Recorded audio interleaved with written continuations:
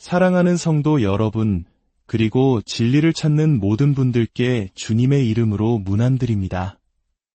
오늘 우리는 깊고 어두운 터널을 걷는 것 같은 영혼의 시간에 대해 이야기하고자 합니다. 바로 우울이라는 감정입니다. 본격적인 이야기에 앞서 오늘 이 말씀이 누군가에게 작은 위로와 빛이 될 수 있다고 생각하신다면 이 영상을 공유하여 주님의 은혜를 널리 전해주시길 바랍니다. 구독과 좋아요를 통해 더 많은 영혼들이 위로의 메시지를 만날 수 있도록 돕는 것 또한 귀한 사역의 일부가 될 것입니다. 이 말씀을 듣는 모든 분들의 삶에 하나님의 평강이 가득하기를 기도합니다. 사전에서는 우울을 기분이 저하되고 슬픔과 낙담, 무가치함과 실패감, 그리고 죄책감이 동반되는 상태라고 정의합니다. 때로 우리는 이 단어를 가벼운 기분 전환이 필요할 때 사용하기도 합니다. 하지만 오늘 우리가 욥기를 통해 마주할 우울은 단순히 기분이 안 좋은 상태를 훨씬 뛰어넘는 것입니다. 어떤 이는 우울을 육신에 새겨진 감정적 고통이라고 표현했습니다. 이는 단순히 부정적인 생각이나 마음의 상태가 아니라 우리의 육체 전체에 영향을 미치는 고통이라는 의미입니다. 극심한 우울은 친구와 가족, 그리고 자기 자신에 대한 근거 없는 부정적 평가, 깊은 정서적 고통, 무기력증과 같은 신체적 문제, 그리고 사고력 저하와 주변 환경에 대한 무관심으로 나타납니다. 우리 모두는 살면서 힘든 날을 겪습니다. 어쩌면 이번 주에도 몇 번의 힘든 날이 있었을지 모릅니다.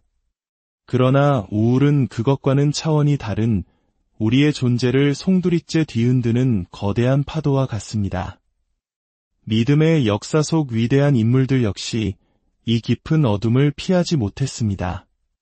1866년의 어느 주일 아침, 설교의 황태자로 불리던 영국의 위대한 설교가 찰스 에돈 스펄전은 5,000명의 성도 앞에서 이렇게 설교를 시작하여 모두를 충격에 빠뜨렸습니다. 오늘 저는 제 자신에게 설교해야만 합니다. 낙심하고 고통받는 이들을 격려하려 애쓰는 동안 저 자신을 위해 설교하는 것이라 믿습니다. 제 마음을 위로할 무언가가 절실히 필요하기 때문입니다. 이유는 알 수 없지만 제 육체에는 가시가 사탄의 사자가 저를 치고 있습니다. 제 영혼은 깊이 낙담하여 차라리 사는 것보다 죽는 것이 낫다고 느낍니다. 하나님께서 저를 통해 이루신 모든 일이 잊혀진 듯하고 제 영혼은 쇠약해지고 용기는 꺾였습니다. 여러분의 기도가 필요합니다. 잠시 상상해 보십시오. 만약 제가 오늘 이 강단에서 이렇게 설교를 시작했다면 여러분은 어떤 심정이겠습니까? 당시 청중들에게는 세계 최고의 설교가가 이토록 깊은 절망을 고백하는 것이 이해할 수 없는 일이었습니다. 종교개혁의 거장 마르틴 루터 역시 극심한 어둠에 사로잡힐 때면 며칠씩 스스로를 가두었고 가족들은 그가 자해할 것을 염려하여 집안의 모든 위험한 물건을 치워야 했습니다. 그는 이런 시기에 대해 일주일 넘게 나는 죽음과 지옥의 문턱에 가장 가까이 있었다. 내 온 지체가 떨렸고 그리스도는 내게서 완전히 사라졌다. 나는 절망과 하나님을 향한 신성모독적인 생각으로 흔들렸다고 기록했습니다. 개혁가 존 녹스는 주 예수여, 제 영혼을 받으시고 이 비참한 삶을 끝내주소서라고 기도했습니다. 미국 최초의 해외 선교사였던 아도니람 저드스는 아내의 죽음 이후 깊은 우울에 빠져 하나님은 내게 위대한 미지의 존재이시다. 나는 그분을 믿지만 찾을 수가 없다고 썼습니다. 철로역정의 저자 존 버니어는 때때로 극심한 낙심에 휩싸여 다리에 힘이 풀려 제대로 서 있기도 힘들었다고 고백했습니다. 성경 속 위대한 선지자들도 예외는 아니었습니다. 예레미야는 내가 태어난 날이 저주를 받았다면 이라고 외쳤고 엘리야는 깊은 우울 속에서 여호와여 넉넉하오니 지금 내 생명을 거두시옵소서 나는 내 조상들보다 낫지 못하니이다. 라고 부르짖었습니다. 변화산에서 주님과 대화했던 위대한 두 인물, 모세와 엘리야가 모두 사역의 무게에 짓눌려 죽기를 간구했다는 사실은 오늘날 우리에게 큰 위로가 되지 않습니까? 이처럼 믿음의 거인들조차 영혼의 깊은 밤을 피할 수 없었습니다. 오늘 우리는 성경의 욥기를 통해 역사상 가장 심오한 우울의 기록을 마주하게 될 것입니다. 욥기 3장은 욥이 겪는 고통의 심연을 우리에게 그대로 보여줍니다. 그는 하나님 앞에 벌거벗은 채 서 있습니다. 도움과 격려가 되어줄 모든 사람과 모든 것을 잃었습니다. 건강도, 재산도, 자녀도 모두 사라졌습니다. 아내마저 그를 저버렸습니다. 욥은 이 모든 일이 하나님과 사탄 사이의 영적 전쟁의 결과라는 사실을 전혀 알지 못합니다. 그가 아는 것은 오직 자신의 삶을 뒤덮은 형언할 수 없는 고통뿐입니다. 그의 전망은 절망적입니다. 사탄과 아내의 유혹, 하나님을 욕하고 죽으라는 말을 거부했지만 욥의 영혼은 이미 절망으로 가득 차 있었습니다. 끔찍한 질병에 걸린 지 여러 주가 지났습니다. 육체적 고통에 더해진 정서적, 영적 고뇌는 그의 몸과 영혼을 모두 무너뜨렸습니다. 성박 잿더미에 앉아있는 욥의 마음속을 우리는 욥기 29장과 30장을 통해 엿볼 수 있습니다. 그는 과거 하나님께서 자신을 돌보시고 그 우정을 집에서 느꼈던 날들을 회상합니다. 자녀들이 곁에 있고 삶이 번성하며 성읍의 장로들이 그를 존경하고 젊은이들이 경외심을 표하던 시절을 떠올립니다. 하지만 그건 과거일 뿐 지금은 젊은이들이 그를 조롱하고 얼굴에 침을 뱉으며 그를 함정에 빠뜨리려 합니다. 그는 공포 속에 살며 기쁨의 목소리는 애곡으로 변했다고 절규합니다. 하나님께서는 욥에게 왜 이런 일이 일어나는지 설명해 주실 기미조차 보이지 않습니다. 의미를 알 수 없는 고난만큼 견디기 힘든 것은 없습니다. 우리가 겪는 고통의 이유를 조금이라도 알 수 있다면 견뎌내기가 더 쉬울 것입니다. 그러나 목적 없는 고통은 우리의 영혼을 갉아먹습니다. 많은 사람들이 욥기 2장에서의 거룩한 모습과 3장에서의 처절한 절망 사이의 급격한 변화를 의아하게 생각합니다. 그러나 이제 욥에게는 완전히 새로운 시련, 즉 우울과 깊은 정신적, 영적 외상의 시련이 닥친 것입니다. 전쟁터는 외부에서 내부로 그의 영혼 그 자체로 옮겨졌습니다. 잠언 18장 14절은 말합니다. 사람의 심령은 그의 병을 능히 이기려니와 심령이 상하면 그것을 누가 일으키겠느냐. 이제 욥은 잿더미에 앉아 그의 첫 번째 탄식을 시작합니다. 그의 절규는 3가지 질문으로 요약될 수 있습니다. 첫 번째 탄식, 주님, 저는 왜 태어났습니까? 욥기 3장 1절부터 10절에서 욥은 자신의 입을 열어 태어난 날을 저주합니다.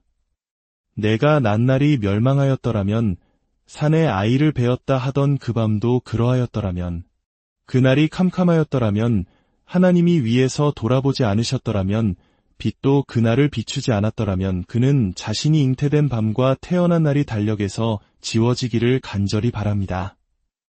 이 말들은 너무나도 무너져서 자신이 무슨 말을 하는지조차 신경 쓰지 않는 사람의 외침입니다.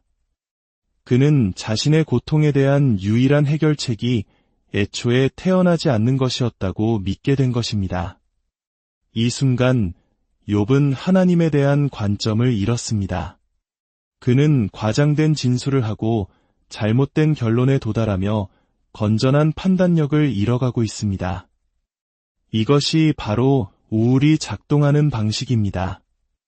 우울은 사람의 삶에 대한 시각을 왜곡하고 현실에 대한 뒤틀린 인식을 심어주며 하나님에 대한 시야를 흐리게 합니다.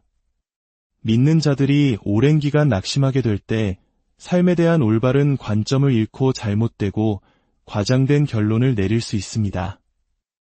영혼의 어두운 밤은 우리로 하여금 현실과 동떨어진 방식으로 삶을 보게 만듭니다.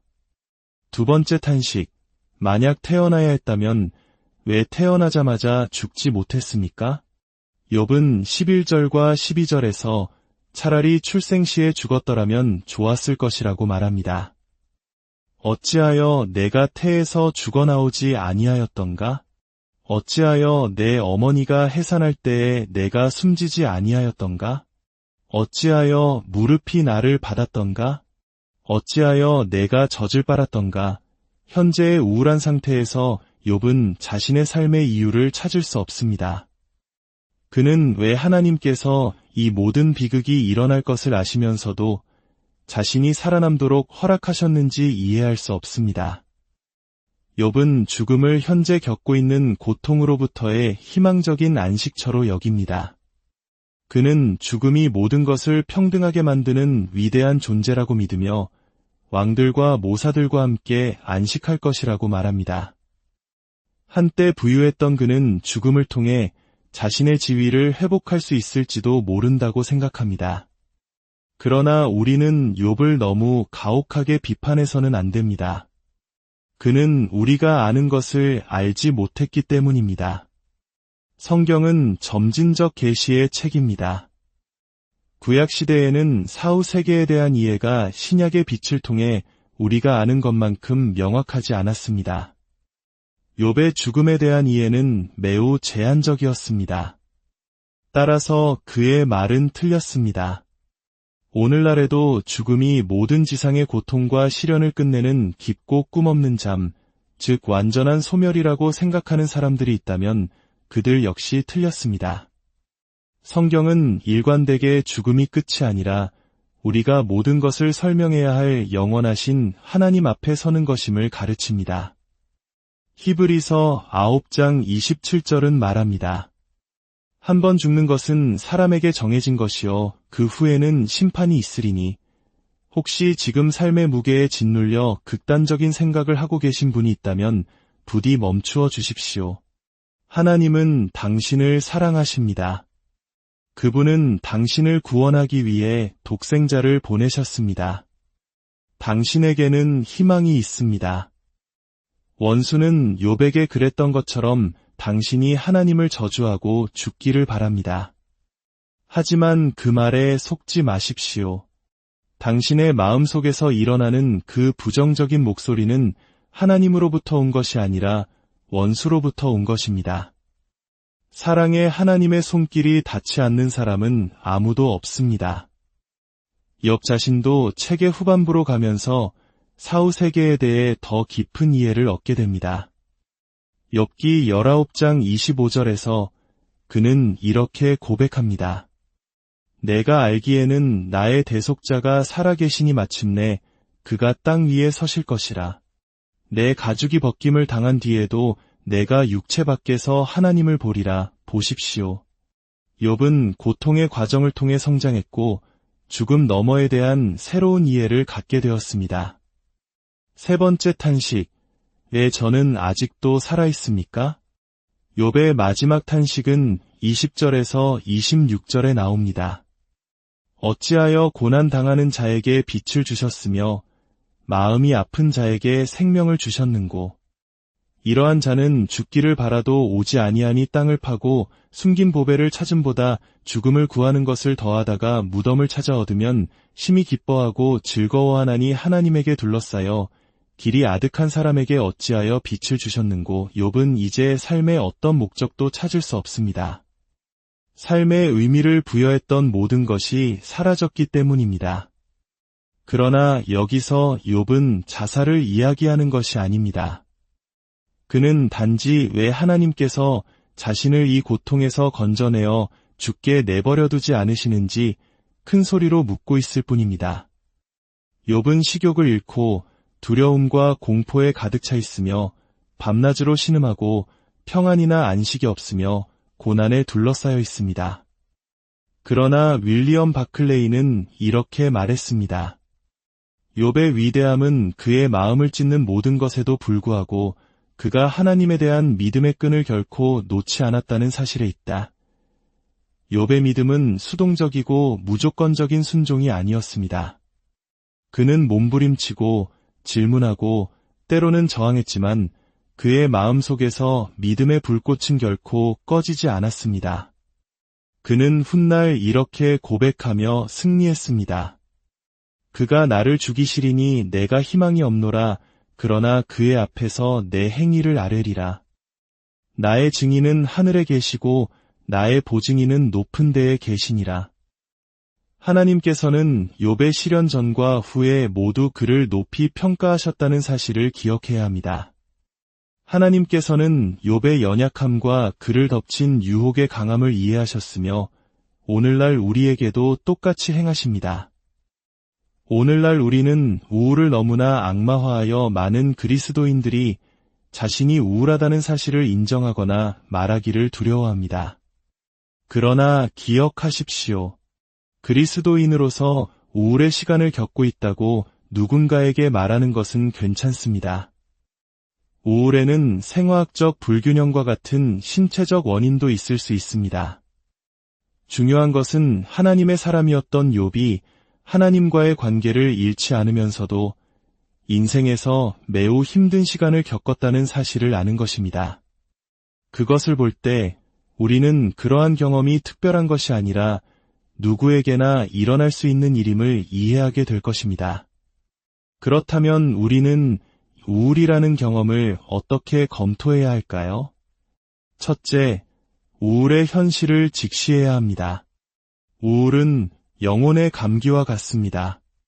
조만간 대부분의 사람들이 한 번쯤은 겪게 됩니다.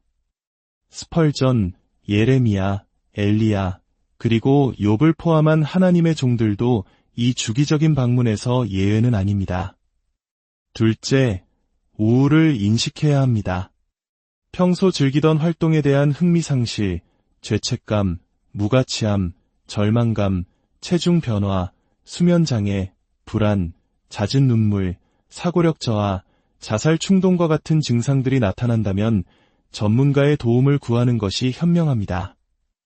욥은 이 모든 증상을 겪었습니다.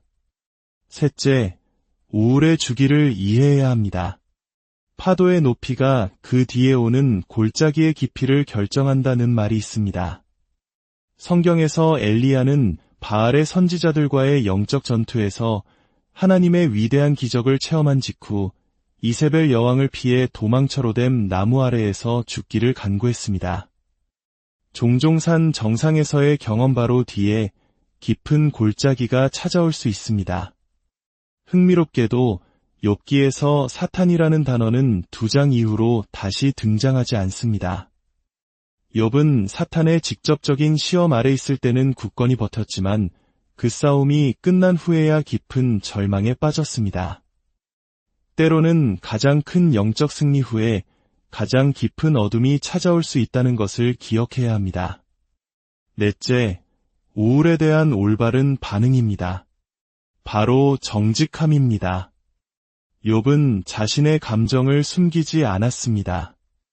그의 감정에 대한 정직함이 궁극적으로 그를 건강으로 이끌었습니다. 그는 하나님과 귀 기울여 듣는 모든 사람 앞에서 자신의 감정을 쏟아냈습니다. 이것은 죄가 아니라 정직입니다. 자신의 믿음이 연약해 보일까 두려워 괜찮은 척하는 것을 멈추는 것, 이것이 회복의 시작입니다. 마지막으로 우울의 결과입니다. 시련이 끝나기도 전에 욥은 그 최종 결과를 확신했습니다. 그러나 내가 가는 길을 그가 아시나니 그가 나를 단련하신 후에는 내가 순금같이 되어 나오리라. 그리고 모든 것이 끝난 후 그는 자신의 삶에 일어난 일에 대해 감사했습니다. 내가 주께 대하여 귀로 듣기만 하였사오나 이제는 눈으로 주를 배움나이다.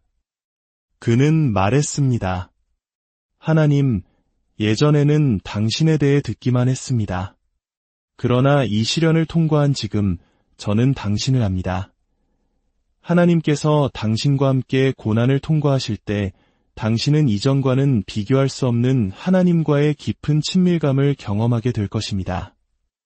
찰스 스펄전은 자신의 학생들에게 이렇게 말했습니다. 어떤 위대한 성취를 이루기 전에는 어느 정도의 우울이 따르는 것이 보통입니다. 이제 우울은 제게 마치 거친 옷을 입은 예언자와 같습니다. 자비의 홍수를 쏟아내기 전에 검은 구름이 먼저 하늘을 뒤덮는 것처럼 주님께서 제 사역에 더 큰 축복을 준비하실 때마다 우울이 저를 찾아옵니다. 보십시오. 우울의 주기는 산정상 뒤의 골짜기일 뿐만 아니라 종종 산 정상 이전의 골짜기이기도 합니다. 하나님께서는 우리가 영광과 빛의 순간들을 진정으로 감사할 수 있도록 어두운 순간들을 허락하십니다. 만약 당신이 지금 깊은 낙심과 절망의 시간을 보내고 있다면 이것 하나만은 확신하십시오. 당신은 하나님과의 관계를 잃지 않았습니다. 그분은 당신을 잊지 않으셨으며 결코 잊으실 수 없습니다. 당신을 구원하기 위해 독생자 예수 그리스도마저 아끼지 않으신 하나님께서 당신의 힘든 순간에 당신을 버리시겠습니까? 그분은 약속하셨습니다. 내가 결코 너희를 버리지 아니하고 너희를 떠나지 아니하리라. 만약 하나님께 사랑받지 못한다고 느낀다면 그것은 당신 삶의 문제들이 현실을 보는 창을 뿌옇게 가렸기 때문입니다. 당신을 위해 기도해 줄 사람을 찾으십시오. 무엇을 하든 그것에 대해 침묵하지 마십시오. 당신은 이겨낼 수 있고 넘어설 수 있습니다.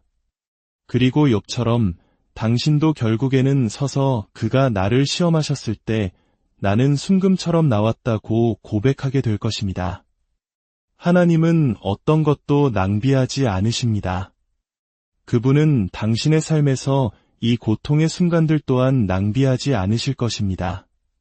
하나님은 당신을 사랑하시며 당신이 겪는 모든 것을 알고 계십니다.